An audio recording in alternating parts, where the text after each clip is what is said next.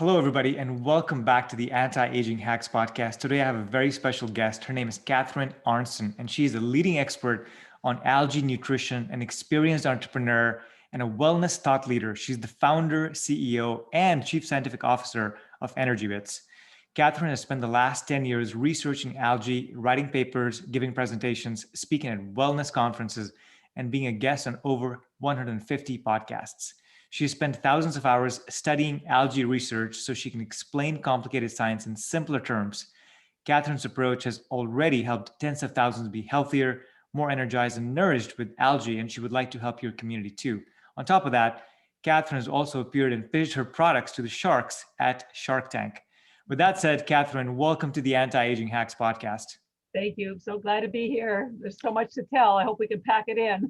Absolutely. I have to say this. I haven't been this excited about a podcast, and I didn't know about algae as much, and I learned about them recently. And the more I dove in and the more I looked at the research, the more excited I got. So I'm glad you're on here. Yes. Give us a little bit of background, Catharine, on yourself and how you founded your company. Yeah. Well, I'm Canadian by birth. I live in Boston and been here about 30 years, and I have an MBA and was doing international business. So nothing to do with nutrition. And then 12 years ago, my younger sister in Canada developed breast cancer, and her oncologist advised her to change her diet to an alkaline diet because it would help with her healing as she went through her chemotherapy. Now, we're so grateful that the oncologist mentioned this to her because it's almost unheard of in America to be getting nutritional advice from your doctor. But in Canada, it's national health care, so it's a slightly different format. So I'm glad that they told her this, but they didn't tell her what an alkaline diet was or why it would help her. So when she got home, the first call she made was to me, her big sister. Of course, I love my sister, and I would do anything for her. And I said, I have no idea what this alkaline diet stuff is, but we will find out and we will get through this together. And by the way, she did heal from her cancer, and she is 10 years cancer-free. So happy ending there. Yeah. So in researching alkaline foods, and anybody can go online and discover this for themselves, it was predominantly a plant-based diet because of the phytonutrients and the chlorophyll in plants that help build your immune system. And this is all scientifically documented, so no questions asked. So I gave her lots of tips, things to take away. And we can have a whole nother podcast on the alkaline diet if you like, but if we have time today, we'll dig into some of it. But anyway, she did change her diet. She did go through her chemo. She completely healed. And in the process of helping her, I started learning more about plant-based nutrition. Now, you have to remember, this was 12 years ago, and nobody was talking about plant-based nutrition then. Mm-hmm. And as I read all the science, and on my 10th book, I thought, my gosh, this is so powerful. Somebody needs to tell the rest of the world. And I'm not someone who idly stands by. I thought, okay, I'll do something. I don't know what I'll do, but I'm going to do something. So I gave up my 25-year corporate career. And I thought, well, I need some kind of education. So I enrolled in a school called the Institute for Integrative Nutrition in New York. Took the bus down on the weekends, and I got certified board certified as a health coach. And it gave me a base level of nutrition. So then I thought, okay, now what? Well, I thought, okay, well, why don't I teach? So I put my own curriculum together, and I taught plant-based nutrition, the benefits of it, science of it, at corporations and hospitals for free, basically anyone who let me in. And then I would coach people if they wanted some help. And this is where my epiphany that led me to algae really occurred, was teaching this course. Because as I was teaching people the importance of vegetables and greens, because 97% of people apparently do not get their daily requirement of greens, my epiphany was this: everybody knows they should eat more vegetables. Everybody knows they should eat more greens. That wasn't the problem. The problem was it was too much work. It was the vegetables are heavy to carry home from the grocery store. Right now, nobody wants to even go to the grocery store. They take up a lot of room in your fridge. They take a lot of time to cook, to clean, to eat.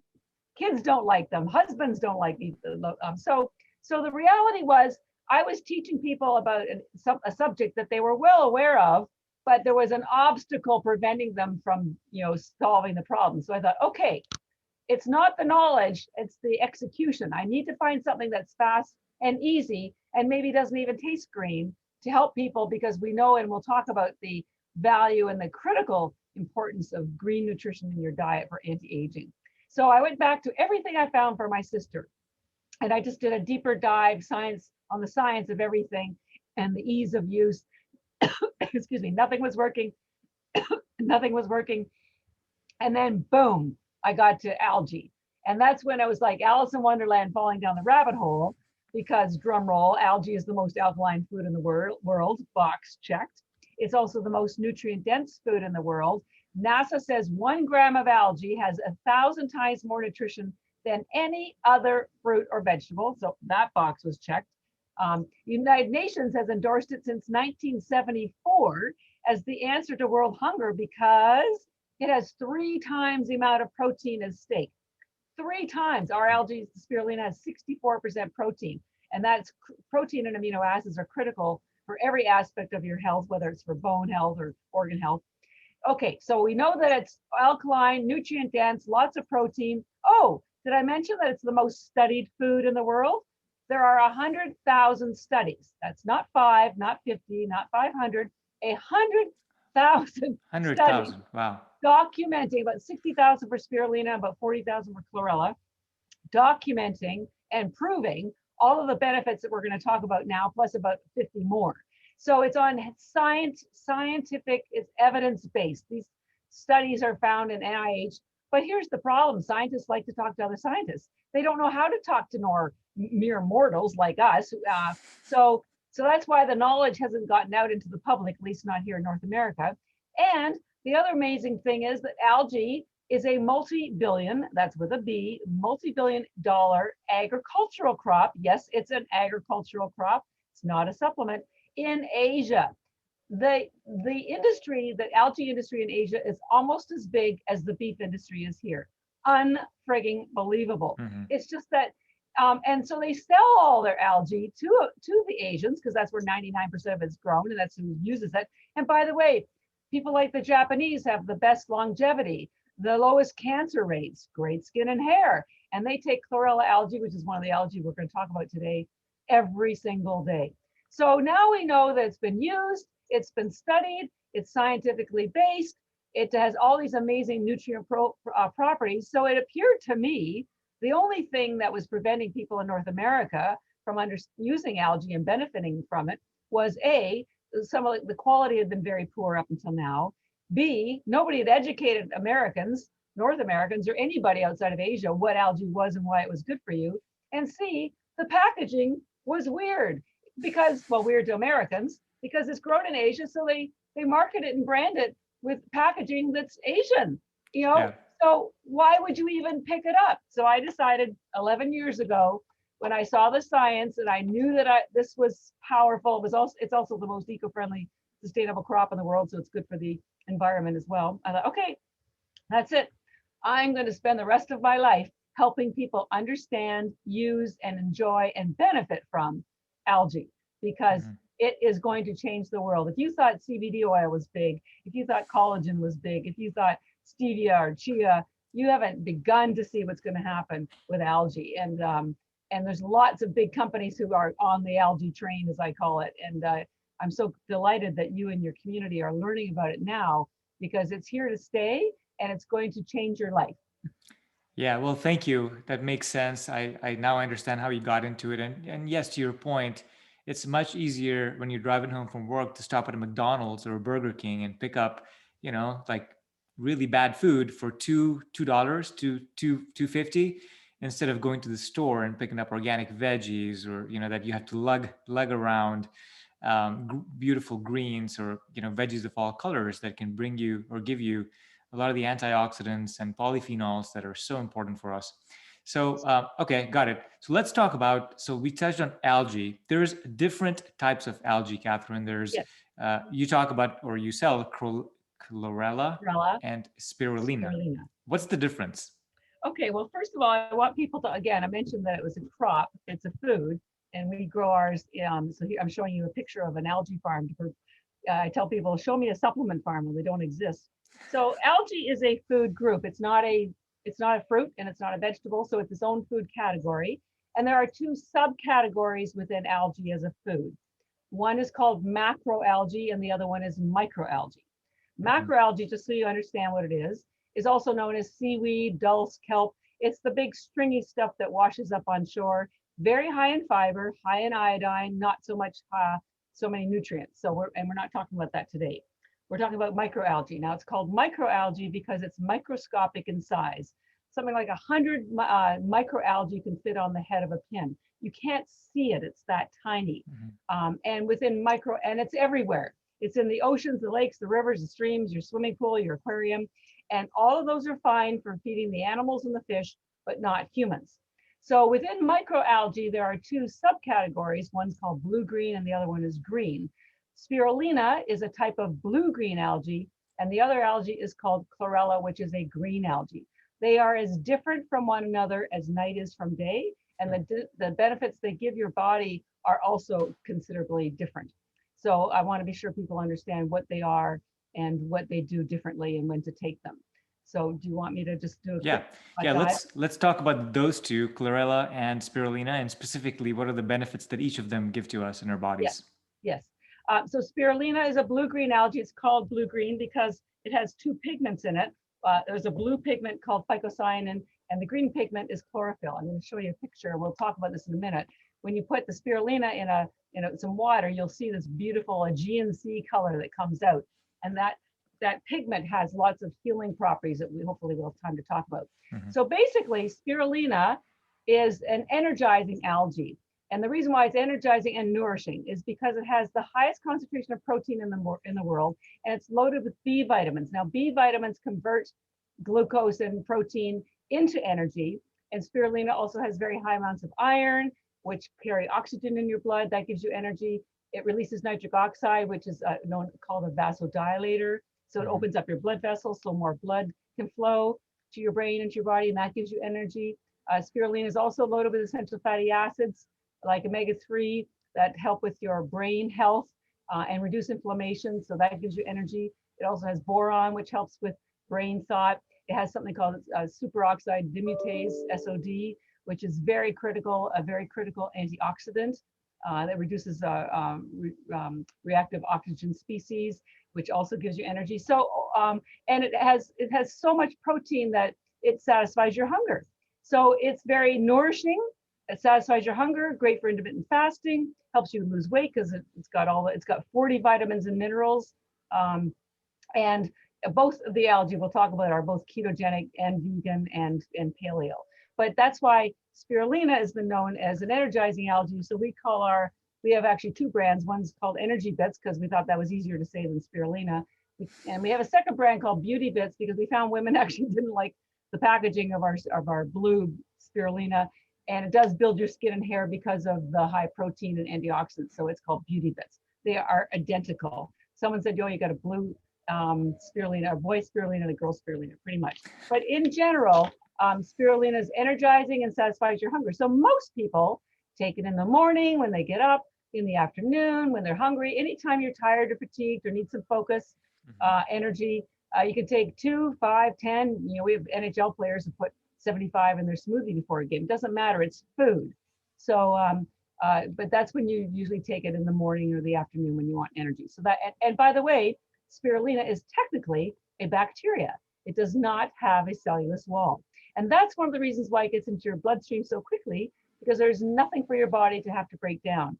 So when we first started, our marathon runners, triathletes, Olympic athletes were really our first customers.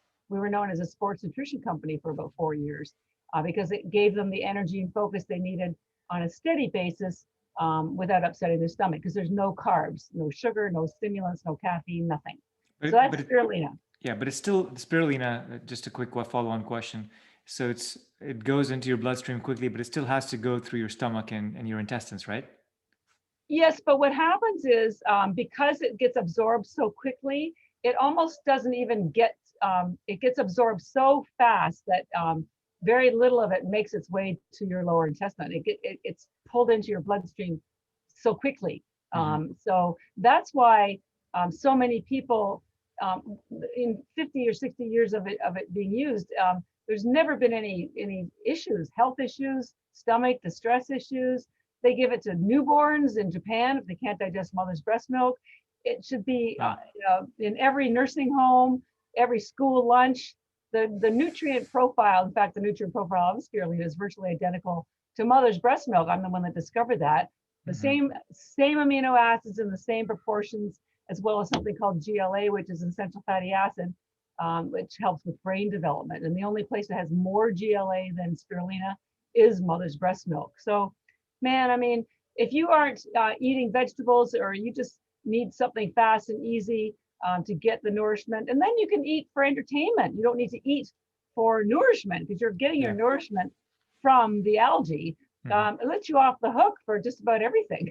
Yeah, agreed. Okay, so let's move on. Let's talk about That's chlorella. Yeah. Okay, now I know it's a tongue twister. So that's why we named ours recovery bits. So chlorella, spirulina, as I said, is an energizing, nourishing algae. Chlorella is completely different. It is a wellness algae, pulls out toxins and builds your immune system. It helps you recover from your day, recover from toxins, recover from illness, recover from surgery.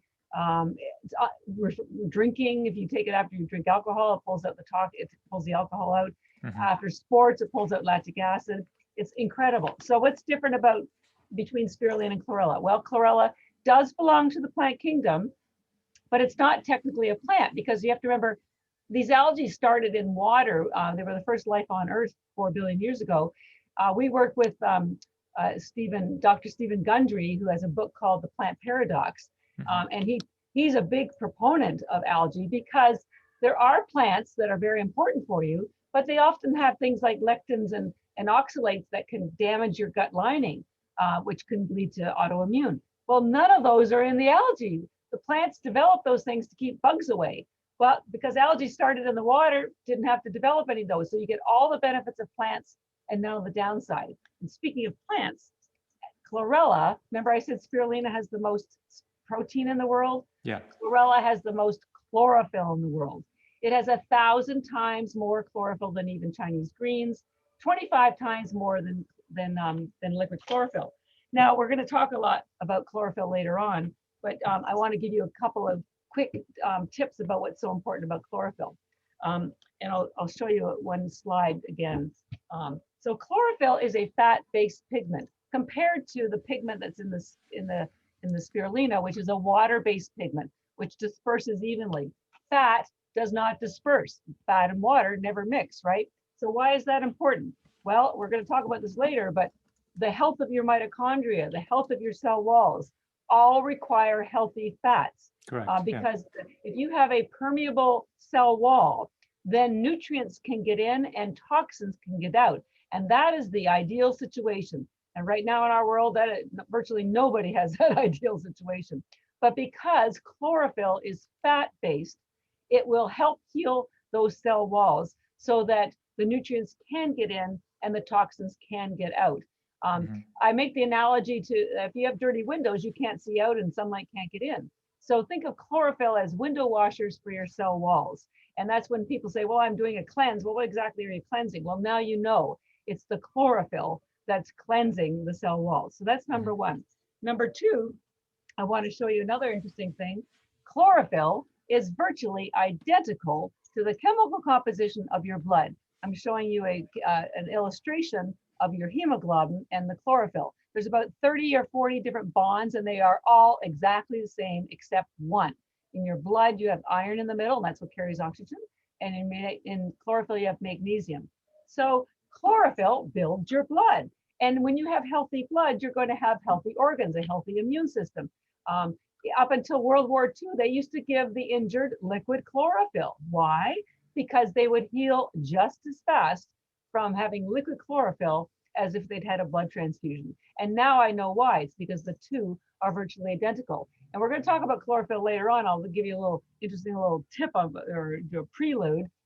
When you put UV light on chlorophyll, guess what? It's red. Pretty cool, huh? Yeah. So, and we're going to talk about how if you have chlorophyll in your system and you get sunlight, you generate ATP, and we'll talk about that in a minute. But anyways, back to chlorella. So highest concentration chlorophyll, which, as I said, builds your immune system, builds your cell walls, cleanses, and builds your blood. So that's critical. Number two, chlorella has the hardest cell wall in the plant kingdom. Remember I said spirulina has none? Well, its brother has the hardest. And why is that important? That hard cell wall attaches to toxins of any kind. It has been used for decades to pull out mercury, lead, radiation, aluminum. This is important for people who might be candidates for Alzheimer's. Very often it's aluminum in your brain. By the way, vaccinations usually have aluminum in them. So we work with biological dentists who pull out fillings, which of course have mercury in them. The United Nations used chlorella to pull out radiation during Chernobyl. They used it during Fukushima. It's unbelievable, and it's all natural. It does it naturally. And as I mentioned, it also pulls out alcohol, and it pulls out lactic acid. So the hard cell wall is what makes chlorella a detoxing agent. The chlorophyll is cleansing, and so you can also take spirulina for cleansing, but it's the chlorella that has the cell wall that makes it a detoxing algae. In addition, that hard cell wall has fiber in it. And of course, fiber is what your gut biome needs to release what's called short-chain fatty acids to ensure that you have a healthy gut biome. And they're starting to realize the direct connection between your gut biome and your brain. The vagus nerve is the main connector between the two of them. So chlorella, those are the two main things. Very, very high amount of chlorophyll and hard cell wall. But guess what? It has other goodies too. It has something called vitamin K2, which moves excess calcium out of soft tissue and into your blood and into your bones. And you probably don't know much about K2, but let me tell you, you want to, because they're realizing it's 50% of the cause of heart disease. Guess what? When you have heart disease, you have arteriosclerosis, you have the hardening of the arteries. Guess what's hardening? Calcium. Because we're all taking D3 and calcium supplements, and there's too much of it. And this vitamin called K2 will move it out of soft tissue, which includes your blood vessels, and puts it into your bones. So at the same time, it's helping you prevent osteoporosis, which of course is a big issue, especially for women. By the way, K2 also pulls calcium out of all soft tissue, your skin, your organs. Guess what kidney stones are? Calcification. So the only food source of K2 is grass-fed animal protein or chlorella algae. Well, both algae, but mostly chlorella. There's other sources too, like something called natto, which is a Japanese dish. But and you can buy supplements with K2, but they're a different kind of K2. So chlorella has that as well. Sorry, thank you. I definitely recommend when people take a vitamin D3 supplement to always have K2 in the supplement or find a different source of K2 so they're preventing the calcification that you're talking about. So I appreciate that. Let's dive into chlorophyll, Catherine. You touched on why it's so important. We talked about how it's very, very similar to the hemoglobin in our bodies with just one difference in the magnesium versus the iron. And so how does it help? Supposedly it helps create red blood cells. It helps oxygenate more tissues because more red blood cells means more oxygen that's being transported on these red blood cells all over your body. You also touched on ATP photosynthesis. So plants use chlorophyll and carbon dioxide to produce energy that they need, and fruit or the buds, if you will. Right. How does that work in mammals? And I know there's some studies behind it, but I want you to explain to it simply in terms that people would understand. Yeah, it's pretty complex. I'll do my best. So first of all, as I mentioned, chlorophyll is a pigment, and it's a fat-based pigment. So we already know that it's healing the cell walls. Now, ATP is generated in the cell wall, in your cells, by something called mitochondria. They're kind of like your little power stations. And the way that they generate power is either through glucose or fats. And when they make the energy, which is called ATP, in the process, they throw off something called free radicals. Yeah, free radicals, reactive oxygen species. Yeah. Correct. So, and that, think of that as maybe those free radicals as like having a teenager in your house, and they leave their dirty clothing everywhere. Yeah. Somebody has to go clean it up because they're not going to.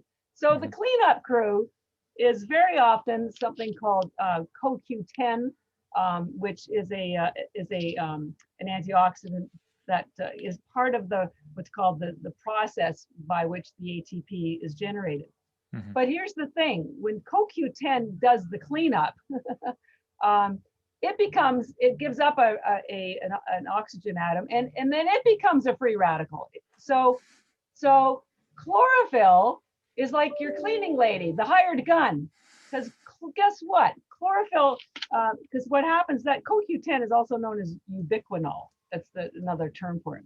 So chlorophyll when ubiquinol is cleaning up those reactive oxygen species, it turns into something called ubiquinone, which is now a free radical again. Well, chlorophyll steps in and turns it back into ubiquinol. So chlorophyll is the hired gun that turns a messy space in your mitochondria and cleans it up so that it's able to function more effectively and now can generate more ATP without any extra work. There's something called gluteothene, which is also the master antioxidant, and it does sort of the same thing. Your liver regenerates it as another antioxidant. But this is a very powerful way to increase your energy, and they're showing, studies have shown that as you age, your amount of CoQ10 decreases, and so you're less efficient, you're generating less energy. This is one of the reasons why you get tired all the time. Listen, I'm no spring chicken myself, and so I know, but thank God I have algae, because I get so many benefits, health benefits myself, either both health or energy, but part of that process is being aided by this chlorophyll. So that's number one. And chlorophyll is an antioxidant in its own right, so it also is converting those free radicals, ROS species, back into something that's not damaging. Because these free radicals not only damage the mitochondria, they damage the cells themselves. And when the cells become damaged, then they don't communicate very well, and then they can become a rogue cell or a cancer cell. And Otto Warburg, who was a PhD Nobel Prize winner from Germany back in the 20s, he found that cancer cannot exist in an oxygenated state. And so when your cells get damaged, they don't function properly, and there's less oxygen created, and then they can support something like a cancerous cell. But if you start pumping oxygen back in there, and chlorophyll is oxygenating because it has so many nutrients, and it has that iron atom, where your blood has iron atom to generate oxygen. So chlorophyll is very critical for that. But here's the other cool thing. You mentioned about plants. Okay, so they did some studies, and they showed that if you consume products with, food with chlorophyll, and this is the trick, and you expose yourself, I'm not saying expose like take your clothes off, but then you got access to sunlight, your body generated ATP. And and I'll send you some studies that you can refer to. There's a Dr. McGregor who did a short research on this, and he showed that when they took chlorophyll, and when they put light on it, it generated CoQ10. Yeah. In the litmus, litmus tape, not the litmus, in the tube, exactly, whatever. So we can generate ATP from chlorophyll if we have sunlight. And so it's not enough. Chlorophyll still does that great job of turning the ubiquinone back into ubiquinol, so it can recirculate. But you get this added benefit of generating your own ATP with the chlorophyll. And here's the problem, okay? This is why I love algae so much. The food that we eat today looks nothing like the food we ate 50 years ago. Our soils are so overcropped that there are no minerals left in the soil for the plants to pull up. And if there aren't any minerals in the soil, there's no minerals or very reduced amount in the plants. And also, they grow plants, vegetables, in faraway places now, which means they have to harvest them before they are ripe. And that means there are fewer minerals making their way out to the leaves. So that's number one. Number two is that because of the CO2 and the ozone layer, they've done studies to show that almost everything that's growing now has more sugar and fewer nutrients and much less protein than before. So that's number two. And number three, and maybe not so much with greens, but certainly with fruit, everything is so crossbred to be sweet, to appeal to your palate. So you're Correct. again loading your body up with sugar, and which is inflammatory. There's nothing redeeming about sugar. I'm sorry. Yeah, I want to So pause you there for a second, Catherine. You touched on two very important things, which is that chlorophyll, or having abundance of chlorophyll, has been shown in a scientific study to help generate ATP in our bodies in the presence of sunlight. yes, That was what blew me away by itself. I would like to link that study in the show notes for this episode, because if that's true, then we're weirdly similar to plants in some ways, where we don't just need food or glucose there or it is. carbohydrates. Yeah, you're holding up the study, so I'll link to Yeah, that. yeah. It's fascinating that we could have an alternate source of energy that does not include us eating stuff or stuffing our plates and stuffing our mouths with all kinds of food. So that's important. The other thing you mentioned is that it helps as a selective antioxidant within the Krebs cycle, or the ATP cycle in the Yeah. mitochondria. And why that's important is because all of energy, as you mentioned, Catherine, is created in these powerhouses, the factories called mitochondria. And the challenge with the energy production is that people estimate that 1% of all the oxygen you breathe into your body actually ends up becoming reactive oxygen species within the Krebs cycle, or the ATP generation process, which means that those reactive oxygen species attack the very factory that's creating the energy, therefore rendering it obsolete or just decapacitated and not being able to work after a while. And at some point, that damage leaks into the cell again, as you said. So it's a problem that reduces the energy within the cell, but also damages the cell, so the cell dies, which we don't want to do. And so anything that can reduce the damage from cellular respiration, from ATP generation in our bodies, is very, very important for anti-aging and longevity. So again, some of those things just blew me away, and that is why I wanted to have this discussion. Okay, so Yeah. let's move on. Okay, and just Uh-huh. on that note, there's another process called apoptosis, which is equally important because that's when the cell knows that it's sick and it basically kills itself. Yeah. But when there isn't sufficient oxygen in the cell, or which has been caused by damaged ATP production process, the cell lacks remember I mentioned the communication, so it doesn't know that it's sick. That's why, and normally if it knows, and if it develops cancer, and if your immune system is strong, it will kill itself. Problem solved. Mm-hmm. But when it's not able to have the oxygen and the proper ATP and blah, blah, blah, that's when the cancer cell doesn't know that it's sick, and it just keeps proliferating and growing. And that's when you run into a problem. So, so it's not just what does it do, but what does it prevent? Yeah, let's come back to cancer in a couple of questions. I do want to drain this antioxidant effects of it. And there's another study that I read where I believe there were 20 COPD patients and a lot of normal people in the study, which were supplementing with either 1 gram or 2 grams of algae. I believe it was spirulina, to be precise. And I'll link to that study as well, for 30 or 60 days. And what they found is with both 1 and 2 grams per day, it increased the levels of, we talked about superoxide dismutase. It increased the circulating levels of glutathione, which is the master oxidant that you touched on, and also increased catalase in the body, which catalase is the second level and second order, as is glutathione, after superoxide dismutase. So we need both of those classes of antioxidants to clear out first the reactive oxygen species and the oxygen singlets, but also the hydrogen peroxide that bleaches our hair, turns it white, and causes damage as a byproduct of that antioxidant first effects. So, fascinating stuff there as well. If I could get my increased levels of glutathione and catalase and superoxide dismutase from a natural food, I would prefer that over taking a bunch of supplements. So, and this is one of the reasons I'm glad you mentioned that, because there's superoxide dismutase in spirulina, but we have not detected any in chlorella. And just to give you an example on how much is in the spirulina, in ours, 30 tablets have almost 25,000 units. Now you can go to the pharmacy and buy superoxide dismutase capsules, but one has an average of 2,000 units. So spirulina has 5 times more, and it's natural.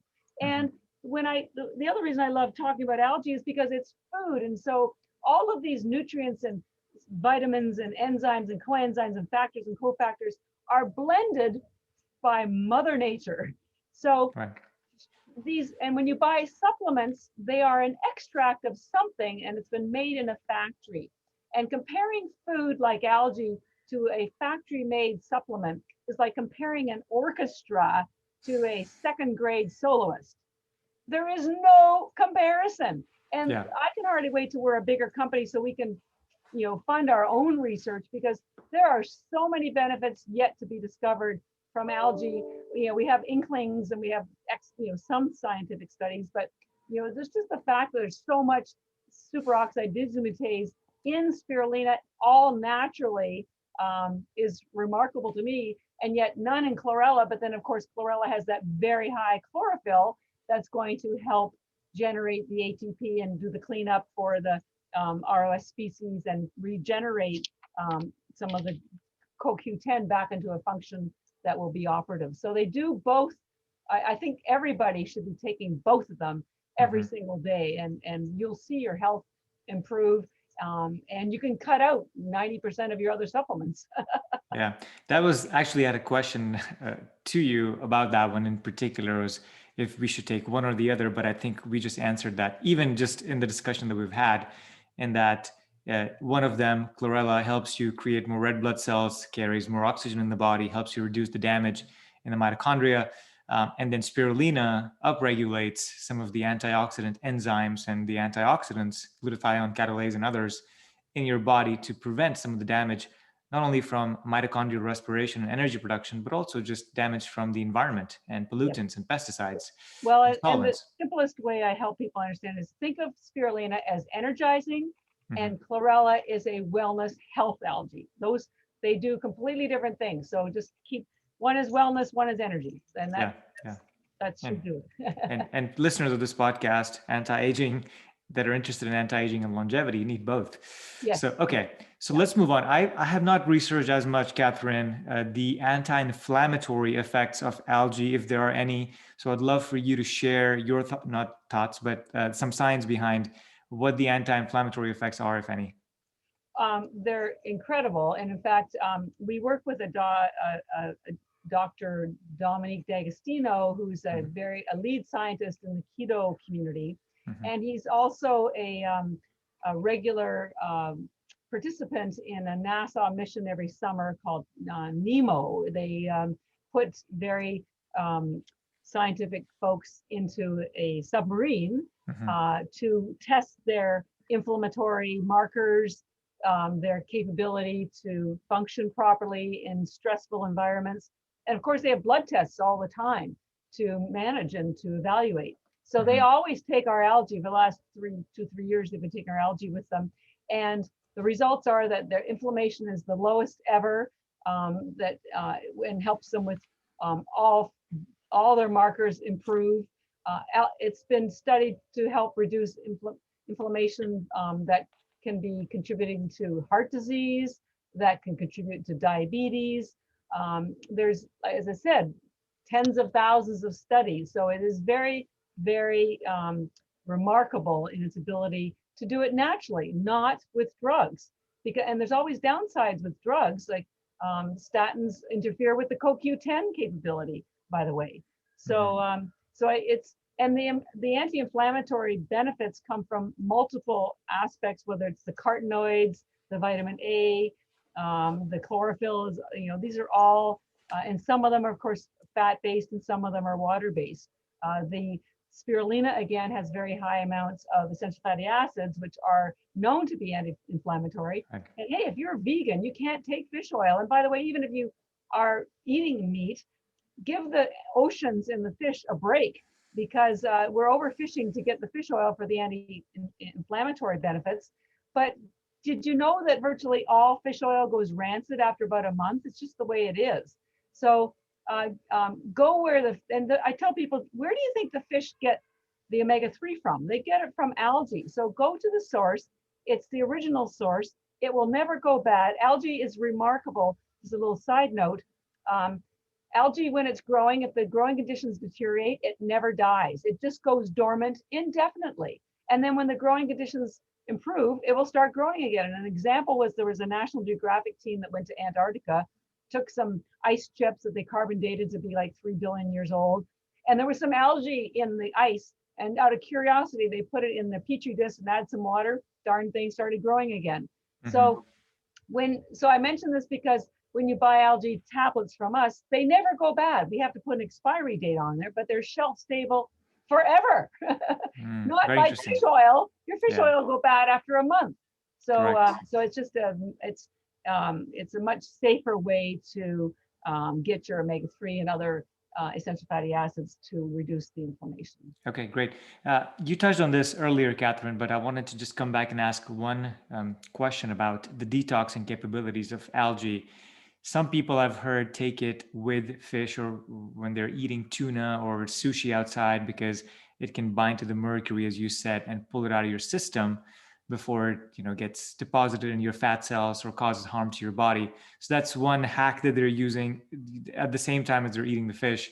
And you said it can also pull out other heavy metals in the blood. So how would you use that as part of your detox protocol? Do you just take it every day, or do you specifically dose it in a certain format? Sure. Well, and I guess, thank you for mentioning that, because I forgot to mention when to take the chlorella. So as I mentioned, spirulina, we suggest, you can take either of them any time of day that you want, but obviously you want energy and focus in the morning, afternoon, before a workout or doing anything focused. Well, your body goes through a natural detox cycle when you sleep. This is when it also goes through a repair cycle when you're in the deep REM sleep. So if you have chlorella in your system while you're sleeping, your repair and your detox is going to be vastly improved. This is, I don't know if you know this, but when your brain has its own lymphatic system and your brain will shrink a little bit while you're sleeping, and the lymphatic system will be cleansing. And so if you have chlorella in your bloodstream, that will facilitate the removal of any other toxins like aluminum. By the way, chlorella also stimulates peristalsis, also known as bowel movements. So, and elimination is a very important part of being healthy and maintaining your longevity. So in general, if you had to have just a simple guideline, we say take your spirulina in the morning and take your chlorella at night before you go to bed. Because also maybe you did a workout. This will pull out the lactic acid so your muscles aren't sore the next morning. Maybe you had a glass of wine. Well, this will, you'll get sober in an hour and a half and you won't have a hangover the next day. So now in terms of quantity, with spirulina, again, you can take 2, 5, 10, it's whatever seems to be the amount. For chlorella, for wellness, 5 to 10 a day would be sufficient because you're getting lots of powerful chlorophyll. By the way, I don't know if you know, we sell them in these little tiny tablets, and each tablet has the same nutrition as an entire plate of vegetables, jammed into that little tiny plate. So it's very efficient nutrition. So, so 5 to 10, even less if you want, but at least take some. Every day, you should be taking them every day, and you won't have to eat vitamins or vegetables or greens again. But for detox purposes, you probably need closer to 15, 20, 30 would be even better to pull out out toxins, because it doesn't have enough to pull out the toxin and pull it out of your body. It's not gonna give you that benefit. So what you may do is maybe start slowly, 5 tablets, 10 tablets, and then if you decide you want to detox, up it to 20 or 30, maybe for a week or a month. Now, if you're like me, you're going to feel so great, because taking chlorella is like giving your body a shower from the inside. Hey, you take a shower on the outside every day. Chlorella is like a shower on the inside. We're surrounded by toxins, so you can't just detox once and think you're done, you're home free. Nope, because we live. We're exposed to air and toxins in our clothing and our makeup and whatever. So you really should be taking this every day. Now, I don't want to scare anybody, but I probably have 100 of these every single day and have for 10 years. I love these. I take my spirulina too, but now the cool thing about the chlorella is it actually tastes pretty good. So I eat mine with sea salt, macadamia nuts, almonds, I just had the equivalent of a whole plate of vegetables. Oh, I'm gonna have another plate right now. But Easy, easy. it tastes like a soy nut or a sunflower seed. So if Yeah. you can learn to like the flavor, it's so much more enjoyable. That's my evening snack before I go to bed. Hmm. And then when I'm sleeping, I know my cleanup crew is getting rid of all the toxins. And if I'd had a glass of wine, getting rid of those, I'll get ready for a nice trip to the bathroom when I wake up. So Spirulina in the morning, Chlorella at night. That being said, you can take either of them any time of day. Oh, and I forgot to mention, Chlorella also has the highest concentration of tryptophan in the world. Tryptophan is the precursor to melatonin, which helps with the sleep cycle. It Yep. also is the precursor to serotonin, which is your happy transmitter, neurotransmitter. So you'll be happy when you go to sleep. Great. Awesome. Well, that's a good one. And you've sent me, or I believe Erin from your company has sent me some of these tablets. So I've taken some, and you're right. I was kind of bracing myself the first time I bit into one, because it recommends, the packaging says bite into it, eat it. And so when I bit into one, I was a little bit afraid, but it's nutty, almost nutty, and it didn't even feel. I mean, I know what the taste might be in my recollection, because I've seen algae in water, and I've smelt what it might taste like, but Yeah. it doesn't. It's milder, much milder than I expected. So Yeah, it's that's easy. green. But Yeah. if you want a taste sensation, try your chlorella, which we call recovery bits, with macadamia nuts. If you close your eyes, one nut, maybe 5 or 6 tablets, you think you're eating potato chips. The flavor is off the charts. I Okay. swear to God, you will love it. And that Right. way, if you start to enjoy it, by the way, kids love them. They're safe for kids. Pets love them. Spirulina and Chlorella, they will beg you for them because they know intuitively how healthy it is for them. So you and Okay. your pets can have the same snack. Thank you, Catherine. We're coming up on time, but I do want to come back, loop back on one question that we kind of touched on, and this was around being more alkaline, having a more alkaline body, but also how this might be related or associated with a more cancerous state. And you touched on the Otto Warburg theory. So can you talk about alkalinity, chlorella, and cancer, the Yes. research that we have so far? Yeah. Well, let me just talk a little bit of what some people may not know about alkalinity. So your body and everything has, there's something called a pH, which measures things that are either acidic or alkaline. Acidic is, the scale is 0 to 14. And all parts of your body have different pH levels. Your stomach lining requires a very acidic environment to digest food. Your skin is a different alkalinity, and so is your blood. And this is why the blood alkalinity is what I'll address right now, because it's the most important part, and why my sister's doctor wanted her to be sure she had an alkaline diet. So we all know that to be healthy, you need a temperature of 96.7 or something like that. Well, you need a pH in your blood that's right in the middle between acidic and alkaline. I think it's 7.34.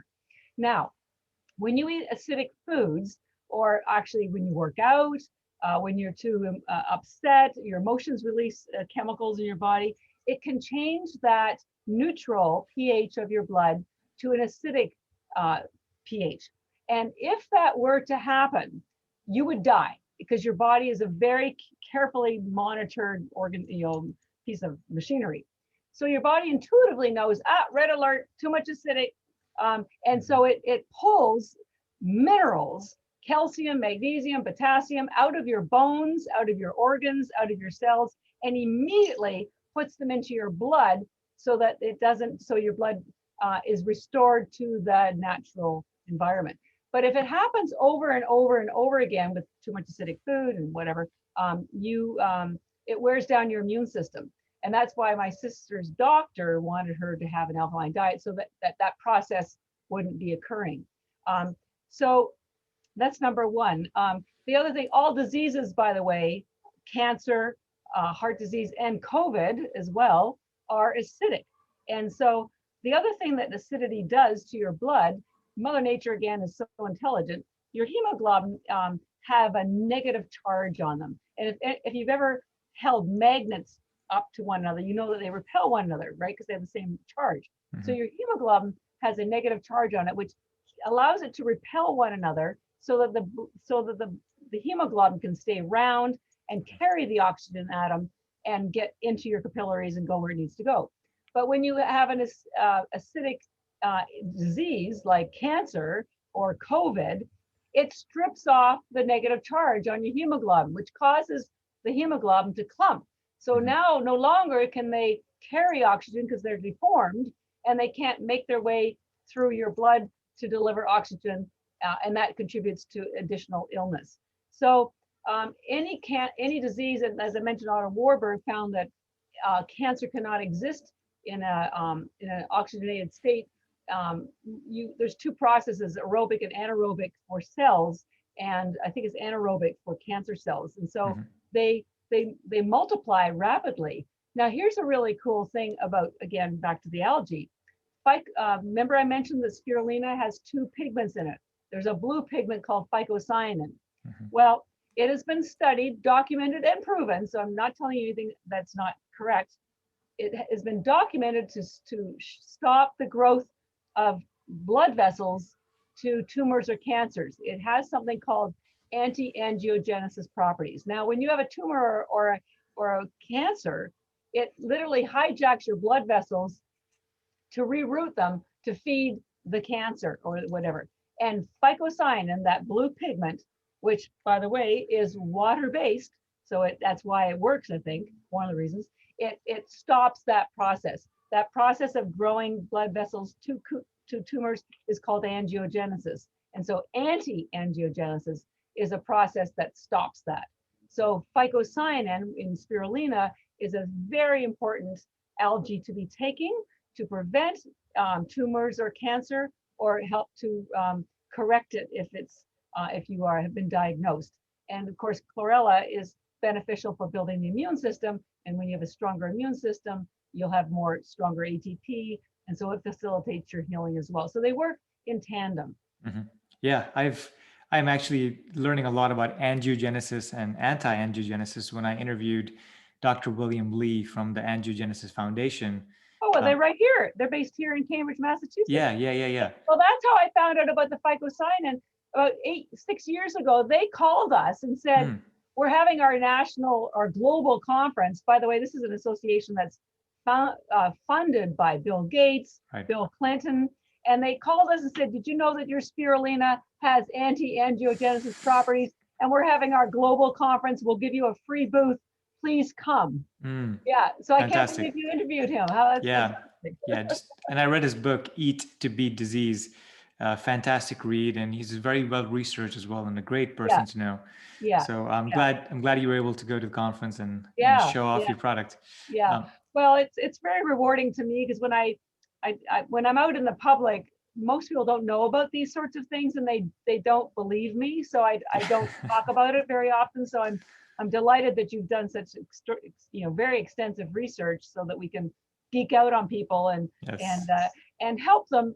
We don't want necessarily make them go do all the science, but I want people to be assured that you and I have done our research.